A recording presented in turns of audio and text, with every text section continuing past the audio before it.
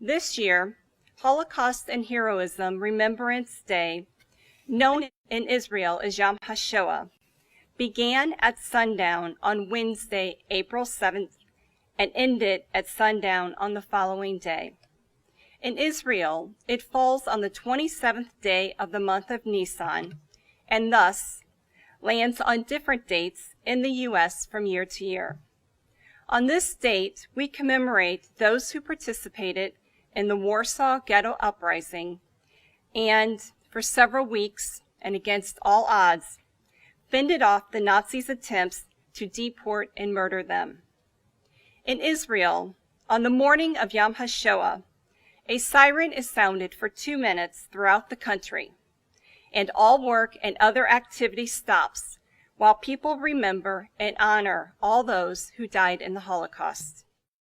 The Holocaust Education and Awareness Commission, whose mission is to promote Holocaust education and awareness throughout the state in order to broaden understanding and discourage bigotry, understands that we must learn from the past so we do not repeat it. Learning from the past means strongly condemning anti-Semitism, as well as intolerance in all forms and any variety of Holocaust denial. As is widely known, acts of anti-Semitism continue to occur. It has been documented that they are on the rise.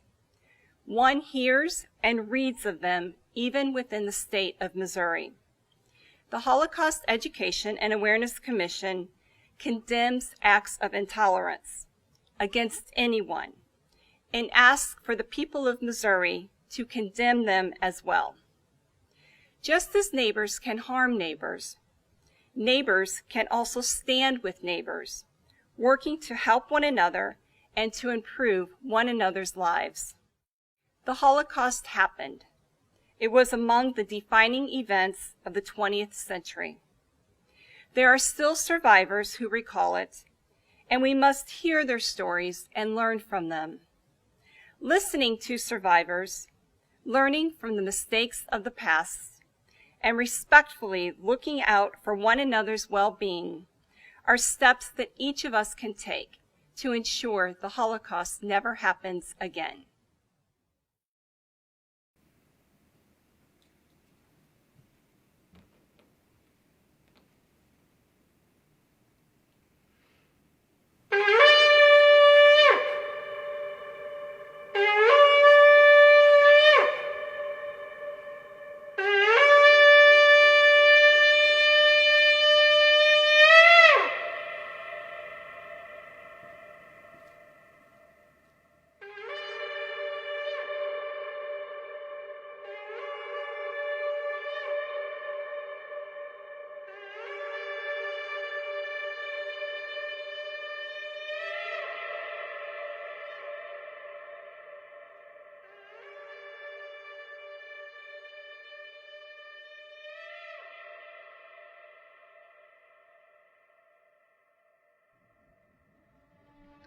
Hello, I'm Rabbi Brigida Rosenberg from United Hebrew Congregation, and our Holocaust scroll is from Czechoslovakia. We don't know its exact origins. However, every year in May, we honor our Torah scroll as we remember the lost Jewish community of Humana, Czechoslovakia.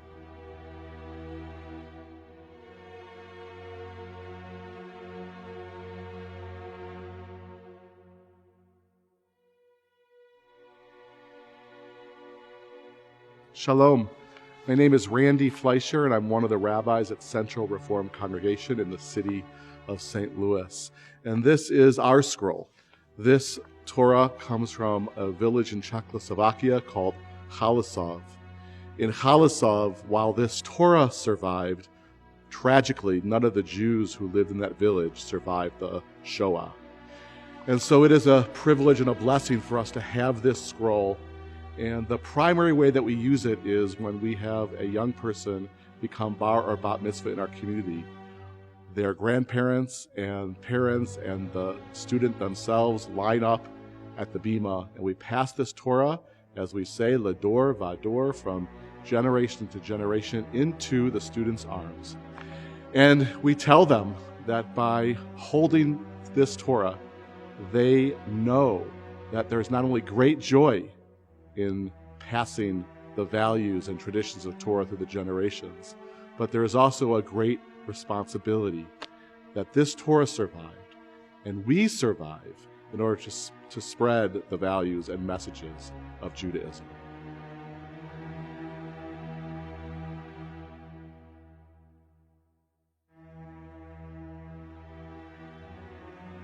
I'm Rabbi Jim Bennett of Congregation Sheremeth, and I'm privileged to hold in my arms scroll number 935 of the Czech Memorial Holocaust Trust. This scroll has lived within Congregation Sheremeth since 1974, and we have been privileged to include it in sacred moments within the life of our congregation, such as the bar bat mitzvah ceremonies of children and grandchildren and now great-grandchildren of survivors of the Shoah. The scroll reminds us of the power of memory, but also of the power of hope.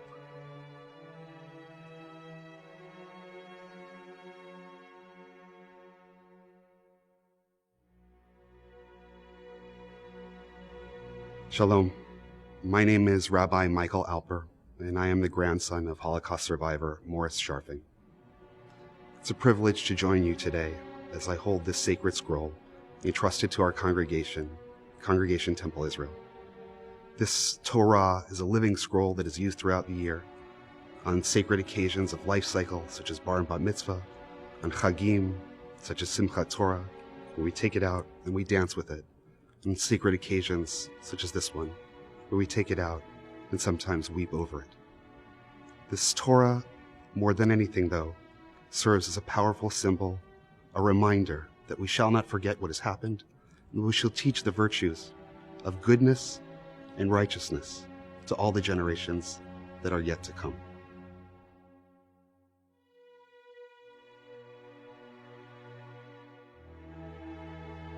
Hello, I'm Rabbi Noah Arno, a rabbi of Kolrina.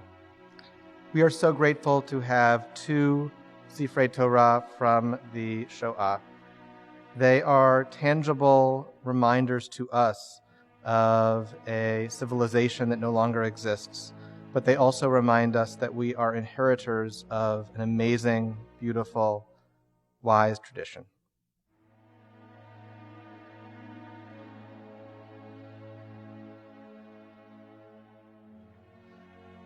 Shalom. I am Rabbi Neil Rose of Congregation B'nai Emunah.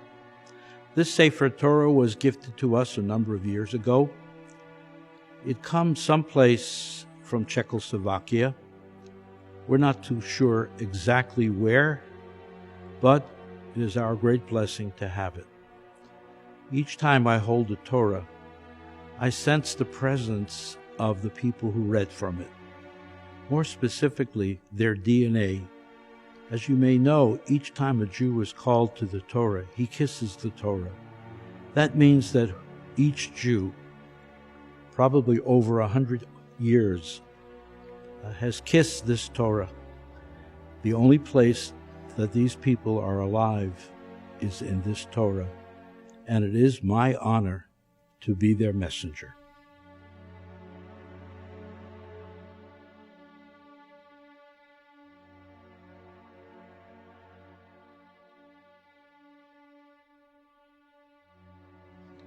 Hello, I am Rabbi Elizabeth Hirsch from Temple Emmanuel, and I humbly hold our Torah scroll that is from Trebin, Czechoslovakia.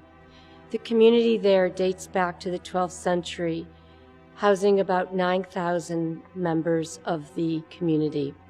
There were 87 Jewish members of the community who were deported in 1939, never to return. Our sacred scroll is used at Temple Emmanuel in the same rotation as the other 5 scrolls. We find it holy by using it on Yom Kippur afternoon and every time we take it out to read. Our Torah scroll has some blood on it. It also has a repaired bullet hole. But I know that the members of Trebin, Czechoslovakia live on with each word that is read, with each celebration, with each Amen. We continue to go from strength to strength.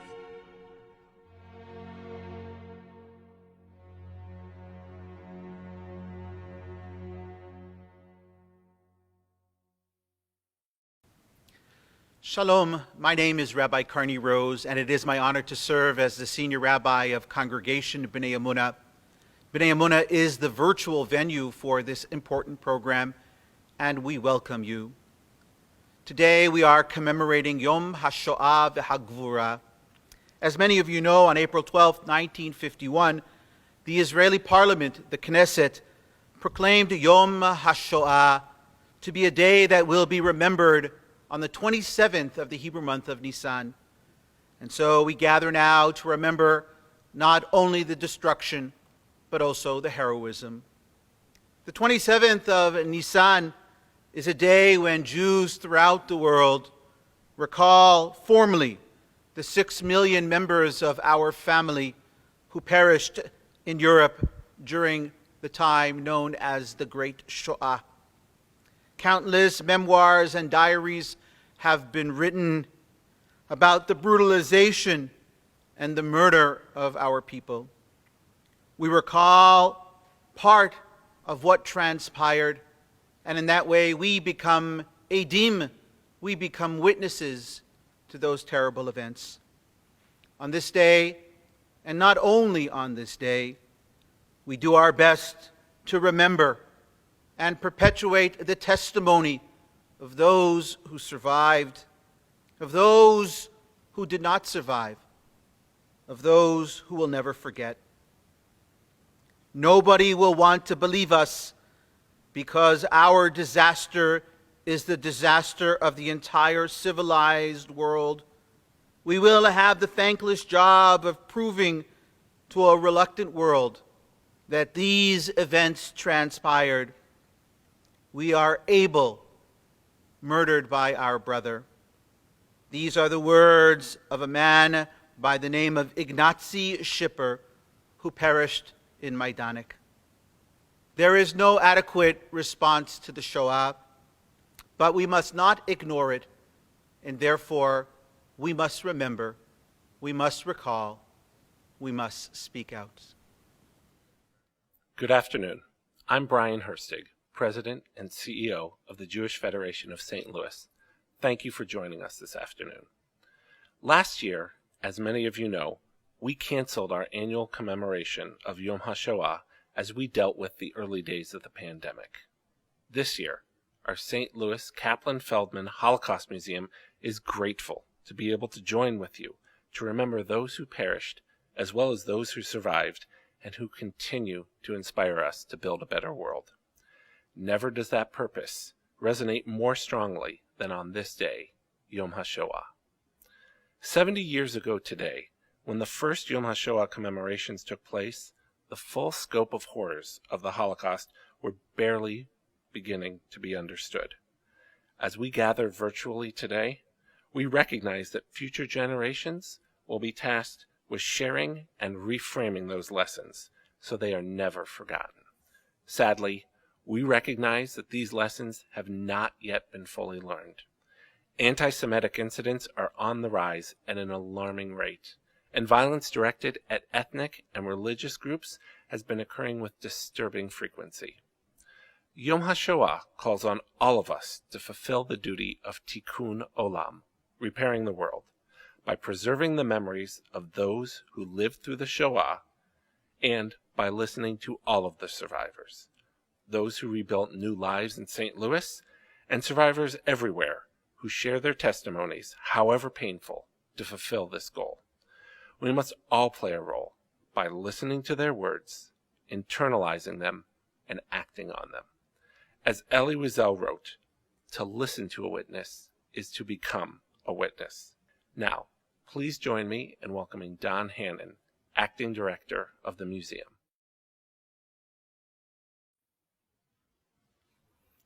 Good afternoon. As Acting Director of the Holocaust Museum, it is my honor to speak with you on this important day. Last year, as ground was broken on the new museum and its new name, the St. Louis Kaplan Feldman Holocaust Museum, was announced, a special message was added and became part of its name, in honor of the survivors and the memory of the victims. This has been central to the museum's mission for the past 25 years, and will continue to be its vision when the new museum opens in the summer of 2022. For over 25 years, the Holocaust Museum has organized this annual community-wide Holocaust commemoration, always with the support of Leo and Sarah Wolf, of blessed memory, and the Wolf family. Whether it be at the state capitol, a local place of worship, or virtually, we will continue to gather together to draw inspiration from the lessons of courage, compassion, and resilience of our St. Louis survivors and witnesses. Now please welcome the museum's curator and director of education, Dan Rich. Good afternoon. We gather together to commemorate Yom HaShoah, the most important program presented by the St. Louis Kaplan Feldman Holocaust Museum.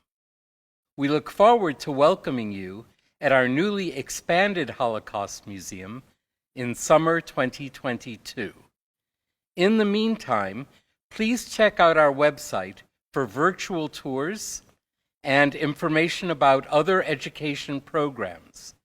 For much of our educational outreach and support of the new building, I want to thank Gloria Feldman, her husband Reuben of blessed memory, and the next generation of her family.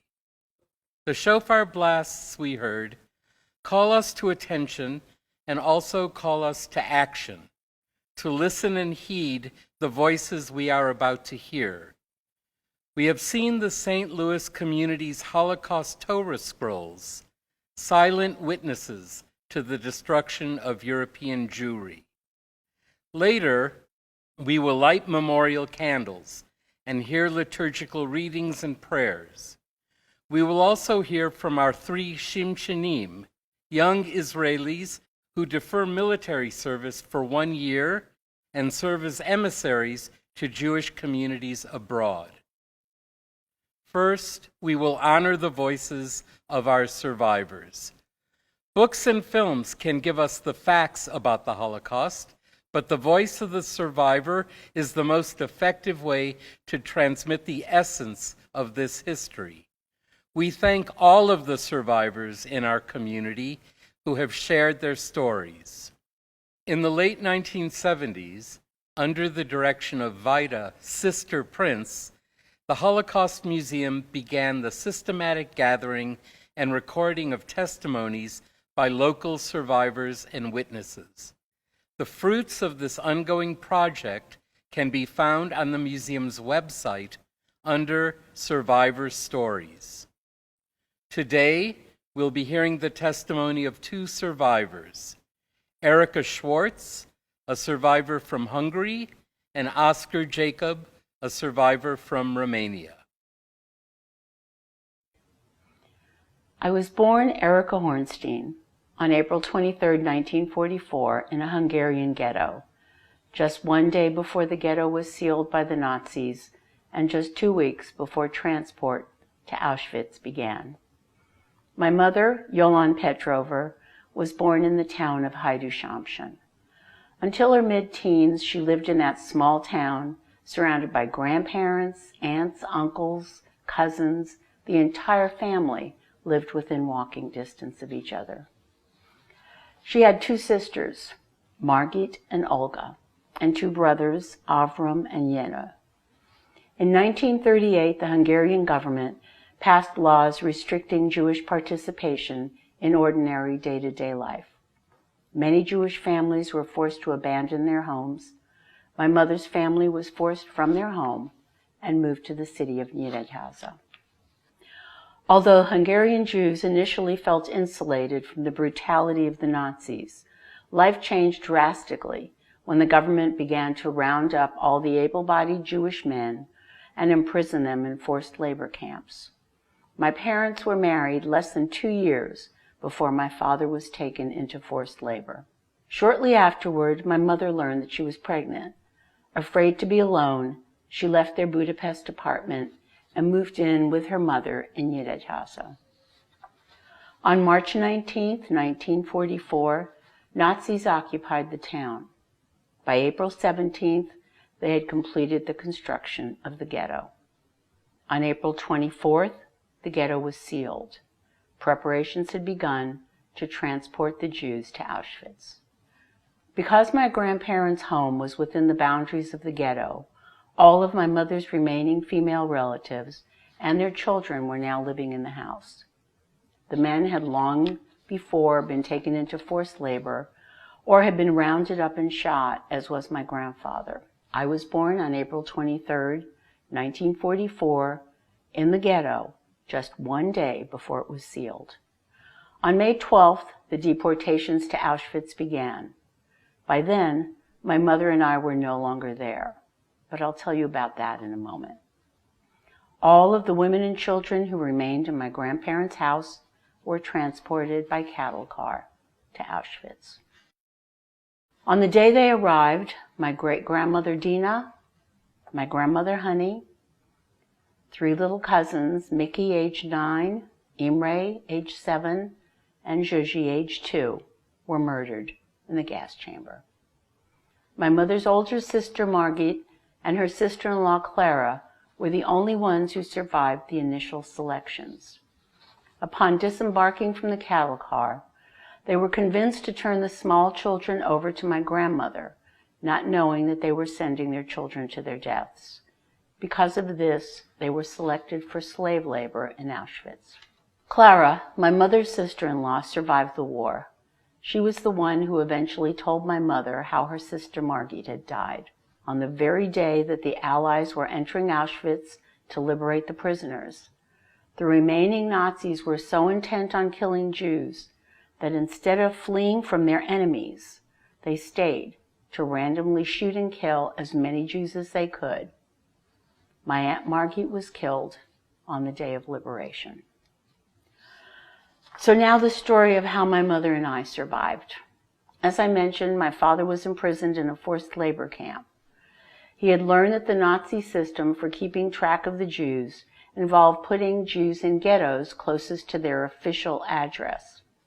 Although my mother had been living with her family in Nyíregyháza, her official address was still the Budapest apartment where she and my father had previously lived.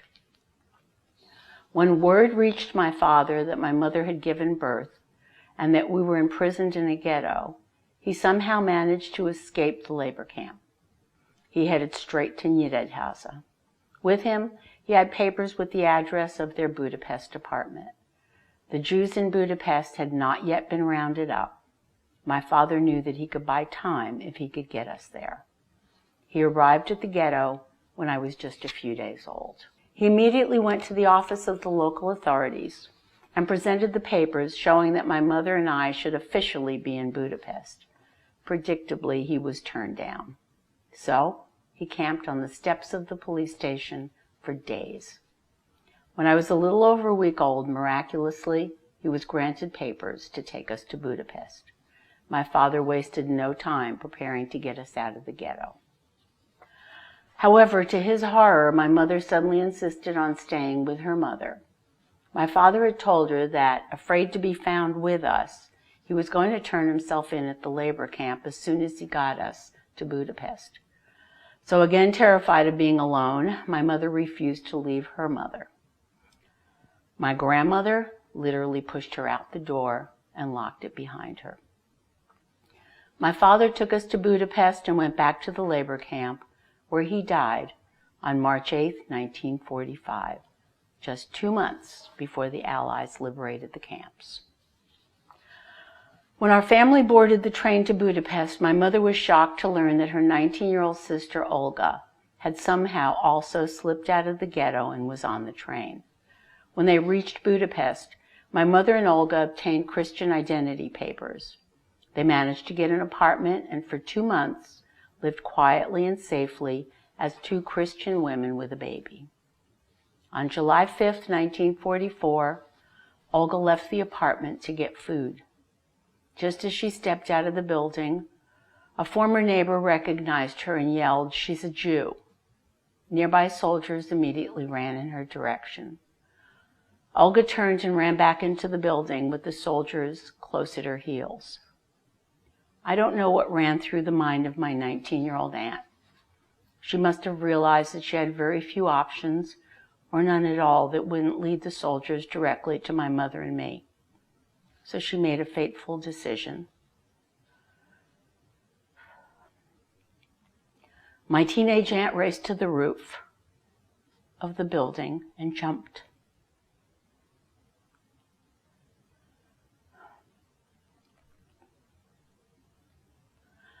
She died on a Budapest sidewalk on July 5th, 1944. My mother and I were never discovered. Immediately after Olga's death, my mother slipped out of the apartment building and spent the rest of the war years hiding. In April of 1945, Soviet troops drove the last German units and their Arrow Cross collaborators out of Hungary. I was exactly 1 year old. By the time the war ended, my entire family, except for my mother, had been murdered. I grew up with no father, grandparents, aunts, uncles, or cousins. However, I count myself blessed in many ways, and that would be a whole other story if we had the time. My mother remarried when I was 7, and I have 2 amazing brothers who have been my best friends for decades. I've been married to my husband for over 57 years. We have 2 sons and 1 granddaughter.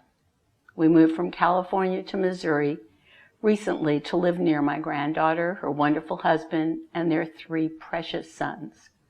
I count my blessings every day and consider myself very lucky because I know, beyond a doubt, that every day we're on this earth is a miracle to be celebrated. I was born August 29, 1930, in a city called Simleu, Romania. And when I was about 2 years old, we moved from Simleu to a small town called Dobra. And that's where my sister was born, Irene, and my brother was born, Henry. My father was strictly Orthodox, so was my mother. And in fact, so Orthodox that my father actually wanted me to wear sidelocks, payas. And that was not easy in a town where we were the only Jewish family. And when I went to school, many of the children taunted me and called me dirty Jew, and they would pull on my payas. As old as I am now, I still remember very well what was happening. It was very uncomfortable. In the early 1940s, the Hungarians came into this area of Romania, and they occupied this area. Right away, they started with the Jews. There was persecution, there was a lot of killing, there was Jews who traveled on trains. They would throw them off on the side of the tracks. And you heard all kind of stories that was happening, that Jews were being attacked all the time. The trains came in with the boxcars, and they loaded approximately between 80 to 90 people on each boxcar. And all my family was on these trains. And once we arrived in Auschwitz-Birkenau, everybody was forced out of the trains, and we were immediately separated, except my father, myself, and my cousin Irvin. We were together, and the rest of the family were the following day shoved into the gas chamber, and of course that was the end of them. And approximately 80% of my family perished at Auschwitz-Birkenau. There was always fear of death. There was nothing that would stop a German killing a Jew. It was legal. It didn't matter to them if you did not obey their order. There was no trial, there was no arrest or anything. They would shoot you on the spot. We were transferred from Dora to Bergen-Belsen. In Bergen-Belsen, when we arrived, we encountered nothing but dead bodies all over the camp. You couldn't walk 5 to 10 feet that you didn't encounter a dead body. And no food whatsoever. We were not given any food. The weeks went by, a whole month went by, and absolutely no food. So my cousin Irvin and me, we were just scavenging around the camp and walking around trying to see maybe we can find a potato or something to eat, because we didn't have a bite of food for weeks and weeks. And we come up to an area where we see something sticking out of the ground, and it looked like a hoof of a horse.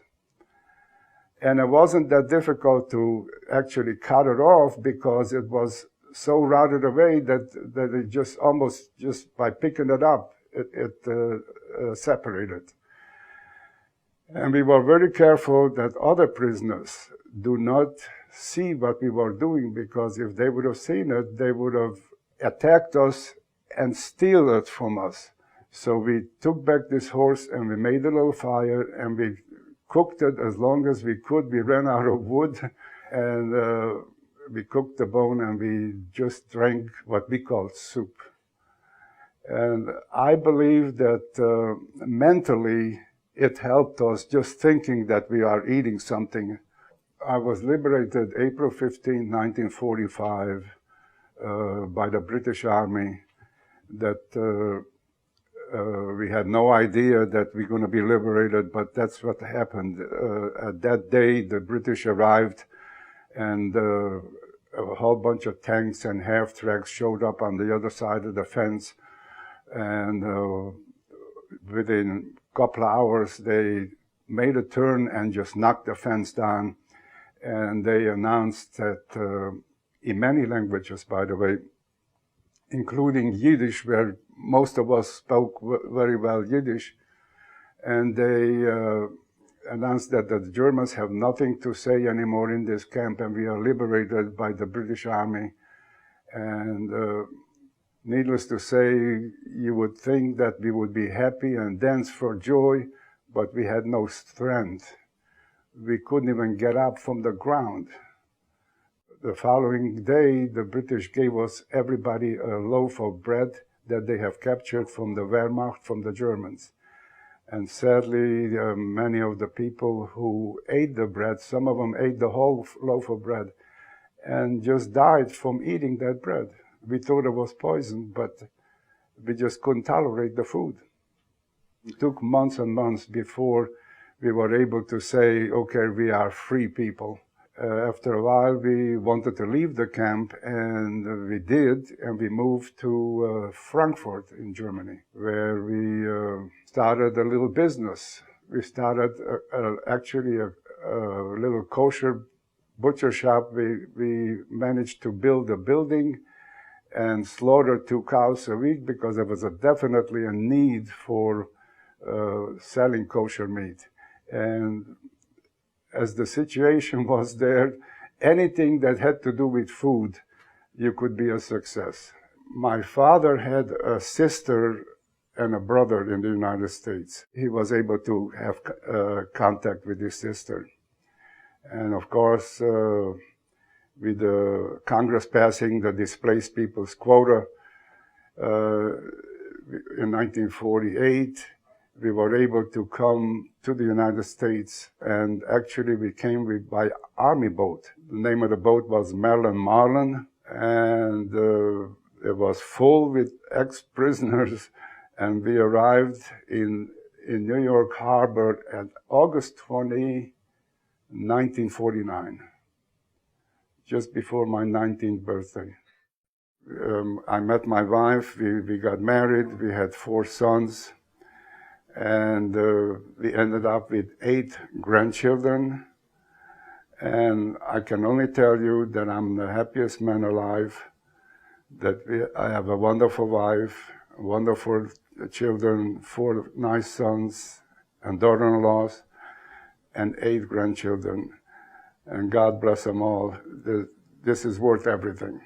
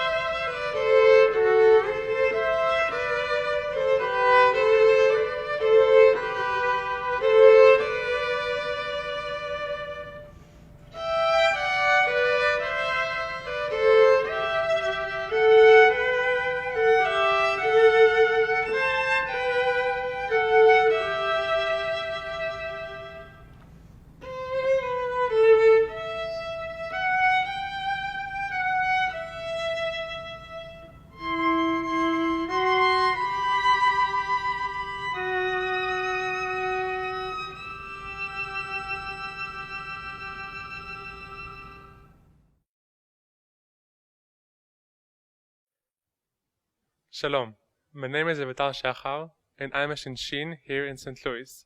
A Shinshin is an 18-year-old emissary who volunteered in a Jewish community abroad. In the month of October and November 2019, I had the opportunity to participate in an Israeli delegation to Poland in order to learn firsthand about the horrors of the Holocaust. The following portion is an entry from my diary that I kept at the time. November 1st, 2019, Lublin, Poland. Arriving in Belzec, an abandoned and desolate place. This was a camp designed to be an extermination camp using gas. The Nazis rounded up all the Jews living in the area, from Lvov, Lublin, and other places. They used trains to bring the Jews straight to the entrance of the camp, to a fake train station set up by the Nazis. There were benches, a train platform, a window to buy tickets, flowers, music, and so on. After passing this fake station, they marched into a little camp. They were stripped off their clothes, dumped their belongings, split up into men and women, and began marching into a small examination cells. After about 20 minutes, not a single beating heart remained. My grandfather, Richard Levin, was born in Lvov, Poland, in 1942. His parents, Yulia and Leon Berkovich, were dentists. When Richard was only 3 months old, and after a pogrom in their town, they decided to escape. Unfortunately, the Nazis caught them and put them on a train. In a brave and unbelievable move, Richard's parents put my grandfather into a small suitcase, covered him with clothes, and put inside his documents. They closed the suitcase and threw it out of the moving train. One push that saved my grandfather's life. A family member also in the train managed to do the same, and they both survived the landing. The family member brought Richard to the partisans. Richard was taken to an orphanage inside a convent. Thus he grew up as a Christian until he was about 8 years old.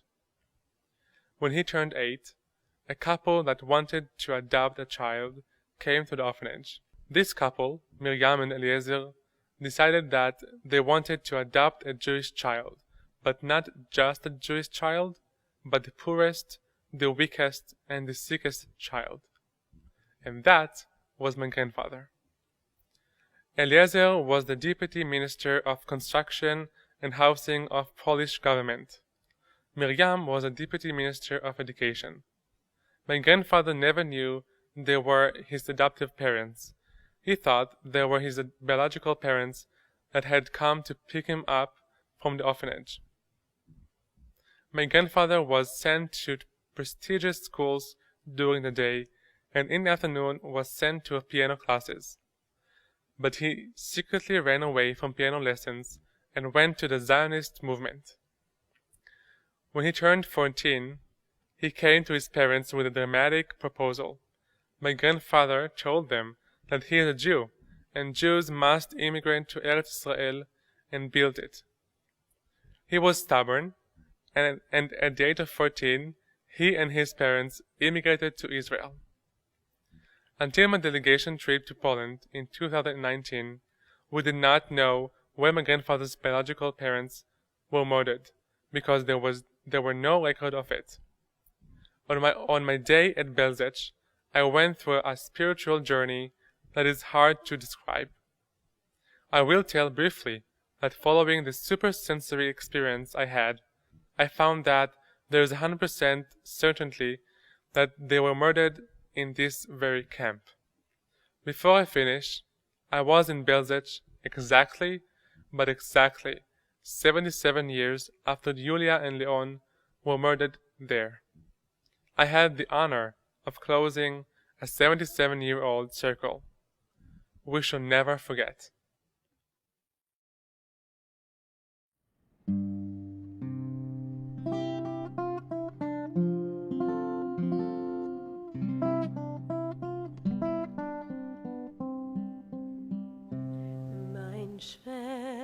Schwester Chaya mit de grüne Augen, mein Schwester Chaya mit de schwarze Zähne.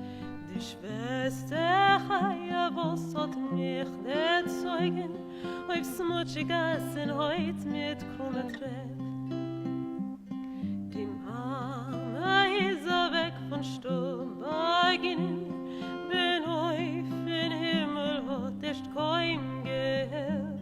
Sie ist weg in Krummerheim verdienen, das wird nicht drauf ne Grosche, die Geld.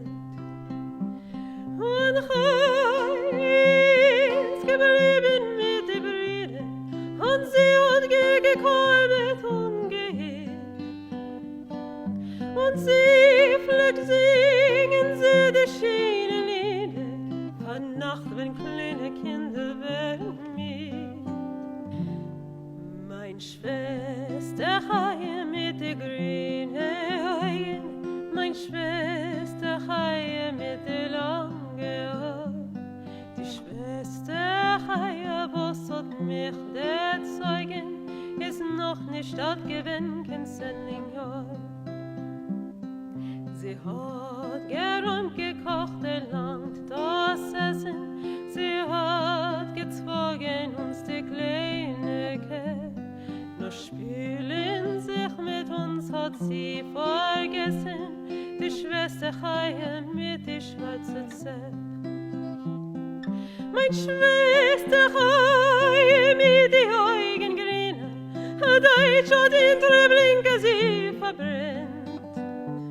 Und ich bin in der jüdische Medine, das allerletzte, was hat sie gekannt. Für ich schreibe ich auf Jiddisch meine Lieder, in Tag die schreckliche von unserer Zeit. Bei Gott alleine sie was Jachide, in Himmel sitzt sie bei seiner rechten Seite. Für ich schreibe ich auf Jiddisch meine Lieder, in Tag die schreckliche von unserer Zeit. Bei Gott alleine sie was Jachide, in Himmel sitzt sie bei seiner rechten Seite.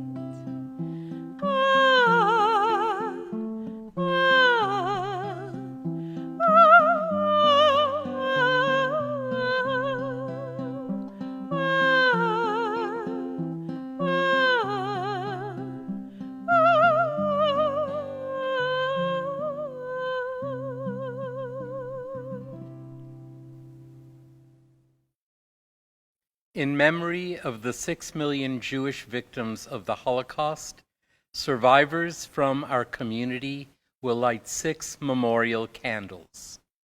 From the community's earliest Yom HaShoah commemorations, the first candle had always been lit by Sarah Wolf. Though Sarah and her beloved husband Leo have both passed away, the creation of the Holocaust Museum in St. Louis was the fulfillment of their shared vision. Sarah and Leo passed their legacy of remembrance on to the next generation of the family. Today, the candle is being lit by the Wolf's granddaughter, Lauren, accompanied by Leslie Wolf, her daughter, Taylor, and her son, Cameron. The next candle will be lit by Rachel Miller. After the German occupation of Paris and the murder of her father, Rachel's mother sent her to the countryside to be cared for by a non-Jewish friend. Now Rachel's name would be Christine. Her beloved sister, Sabine, was supposed to join her, but she and her mother were rounded up and murdered in Auschwitz. Her 2 brothers joined the resistance. They too did not survive. After liberation, Rachel immigrated to the United States in 1946 and lived in 5 different foster homes. Rachel has been sharing her testimony at our Holocaust Museum and around the country for many years.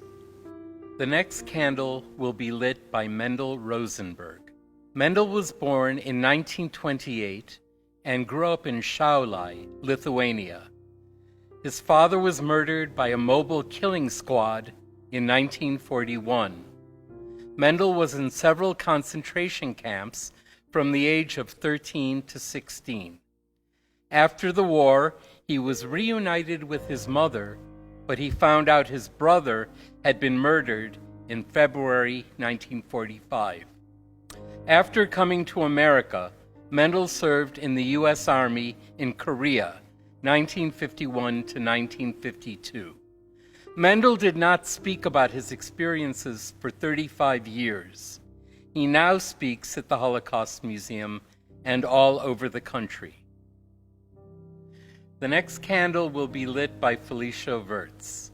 Felicia Smolarczyk-Wirtz was born in Wyszków, Poland in 1937. When the war broke out, Felicia and her family fled east to the Russian border. Her father died on the Eastern Front, and her mother died in a Russian labor camp. Felicia spent the war years in several orphanages in Russia. After the war, Felicia was sent to a Jewish orphanage in Lodz, Poland, and immigrated to the United States in 1966. Eventually, she settled in St. Louis, where she was employed by the JCC, assisting new immigrants from the Soviet Union. She has also been very active in our oral history project, interviewing Russian survivors in their native language. The fifth candle is being lit by Oscar Jacob, accompanied by his wife Margot.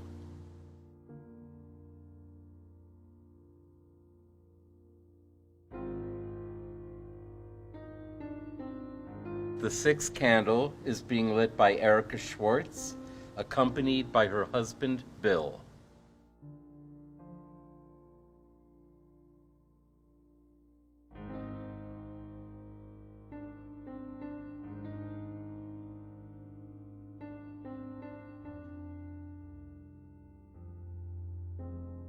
The Talmud teaches us that whoever saves a single life, it is as if one saves the entire world.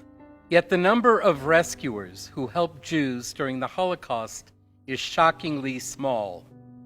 Therefore, it is important to recognize the righteous among the nations who risked or even sacrificed their own lives by rescuing Jewish people. In remembrance of these righteous souls, we lay a rose alongside our memorial candles. This year, the rose will be placed by Dr. David Auten. As an educator, David has been involved at the Holocaust Museum from before the museum's founding to the present day. With the museum's founding director, Rabbi Robert Sternberg, he authored Jewish-Christian Relations in Light of the Holocaust. David has served as president of the board of Interfaith Partnership of Greater St. Louis, and he is a retired professor of world religions at St. Louis University. While acknowledging the effects of the Holocaust on the Jewish people, we can't be blind to the tragedies and genocides stemming from intolerance and hatred that preceded the Holocaust and continue until today. We light a seventh candle in remembrance of the victims of violence and indifference.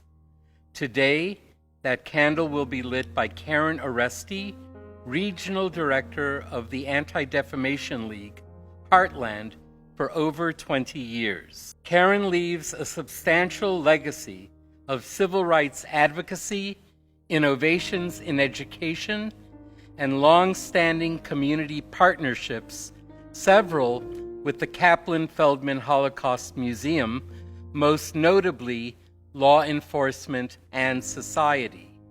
Let us pray that the light of this candle, together with our 6 memorial candles, will inspire us all to take action to make a better, more peaceful world. The flame of remembrance symbolizes the sacred obligation of the second and third generation children and grandchildren of survivors, to carry on the legacy of Holocaust remembrance. This year, the flame will be lit by Stephen Goldsmith, accompanied by his wife Lexi. Several years ago, Steve began sharing the testimony of his father, Gunter Goldsmith, of blessed memory. Gunter enthralled audiences with his story of escaping Nazi Germany in 1941, only to return to Germany in 1945 as a U.S. Army paratrooper. Steve keeps that story alive. He is also a member of the St. Louis Survivors and Descendants group. And now our Chazan, Sharon Nathanson, will lead us in the quintessential memorial prayer, El Maleh Rachamim. El Maleh Rachamim, Shochein B'Amramim, Hamtzei Menucha Nechona Tachat Kanfei HaShechina, B'ma'alot Kedoshim U'Toharim Gezohar Hagia Mazirim L'nishmat Kol Acheinu B'nei Yisrael Shenitbechu b'Shoah, Anashim Nashim V'Taf Shenechneku V'Shenisrafu V'Shenehergu Shemazru et nafsham al Kiddush Hashem B'Gan Eden Dei Menuchatam. Anna Ba'al Harachamim Hasirim B'Sitek Nafecha Le'olamim Utzror B'Yitzror HaChayim Et Nishmotehem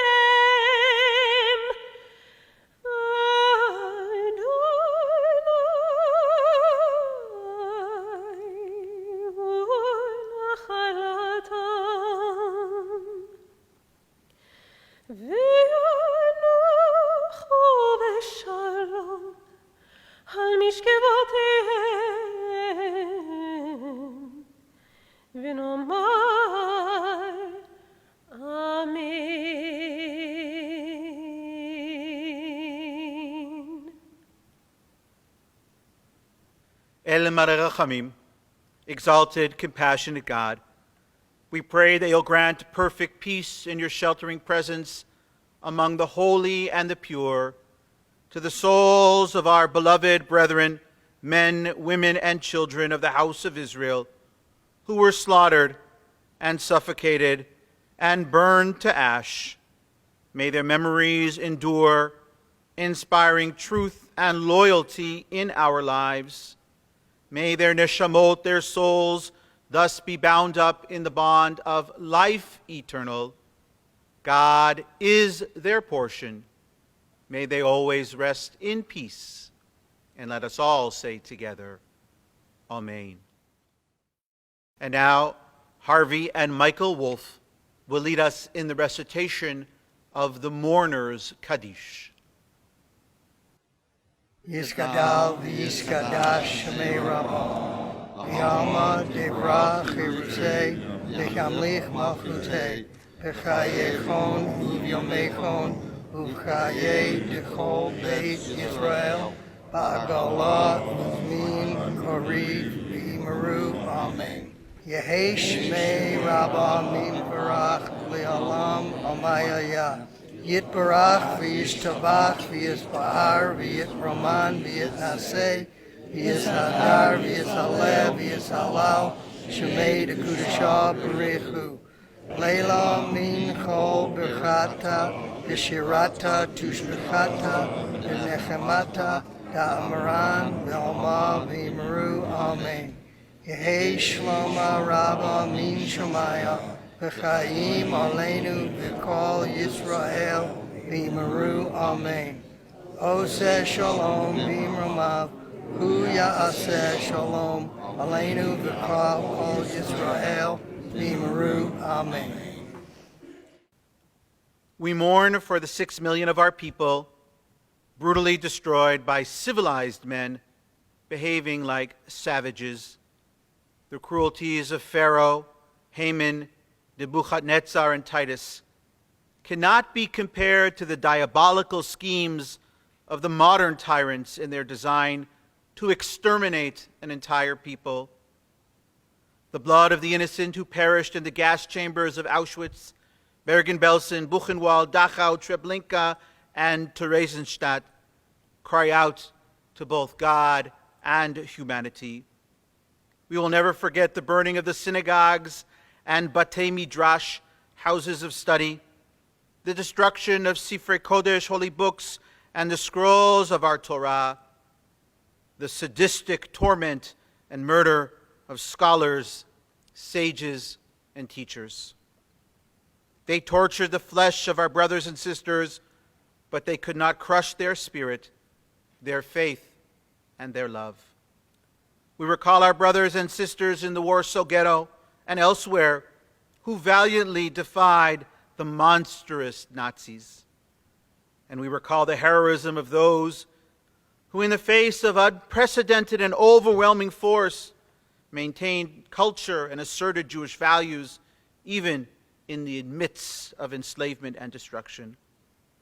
Let us pray, therefore, Adonai, our God, remember our martyred children, remember all who have given their lives to sanctify God's holy name. Even as we mourn, we recall the compassionate men and women of all faiths and nationalities who, at the peril of their own lives, saved some of our people. Truly, the righteous of all nations have a share in the world to come. Let us pray and work for the day when there will be no more hatred and no more violence. Lo yisa goy el goy cherev, velo yilmedu od milchama. Nation shall not lift up sword against nation, neither shall they learn of war anymore. And let us all say together, Amen. In just a moment, we will hear the partisan song, followed by Hatikva and the national anthem of our country, the United States. And our program will conclude, as it began, with the blast of the shofar. Shalom. My name is Dana Koren, and I'm the Shinshinit. Today, I will sing the partisan song. In my kibbutz, Kibbutz Kfar Upin, every Yom HaShoah ceremony, we sing that song in Hebrew at the end, all together.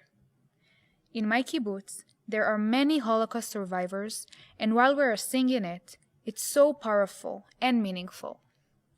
It means a lot to me to sing that song today. אל נא תאמר הנה דרכי האחרונה, את אור היום הסתירו שמי העננה, זה יום נחשפנו לו עוד יעל ויבוא, ומצעדינו עוד יראים אנחנו פה. זה יום נחשפנו לו עוד יעל ויבוא, ומצעדינו עוד יראים אנחנו פה. מארץ התמר עד ירכתי כפורים, אנחנו פה במחובות וייסורים, ובאשר טיפה דמנו שם נגרע, הלא ינוב עוד עוז רוחנו בגבורה. ובאשר טיפה דמנו שם נגרע, הלא ינוב עוד עוז רוחנו בגבורה.